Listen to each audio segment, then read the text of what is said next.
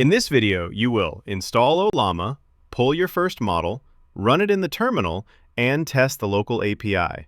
By the end, Ollama will be installed, your first local model will be ready, and you will see it work from both the terminal and the API. Open the official download page, choose the option for your operating system, and install Ollama. The goal in this step is simple. Finish the install and make sure the Ollama command is available on your machine. Open Terminal, PowerShell, or your shell and run the version command, Ollama-v. That confirms Ollama is installed. Then start the local server with Ollama serve when you want HTTP access. By default, Ollama listens on localhost port 1434, and that is the address the local API uses. Before downloading a model, open the official model library and compare the sizes first.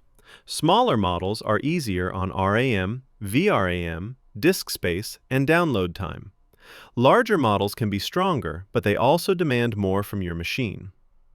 For this walkthrough, I am choosing Llama 3.2:1b because it is a practical first model and the exact tag is easy to reuse in both pull and run. Now download the model explicitly with Ollama pull Llama 3.2:1b. Installing Ollama and downloading a model are not the same step. When the pull finishes, run Ollama ls. This confirms that the model is actually installed on your machine. Now run the model with Ollama run Llama 3.2:1b. This opens a local chat session. Keep the first prompt practical and simple. At this stage, we are not benchmarking quality, we are just proving that the model can load, answer, and work reliably on your machine.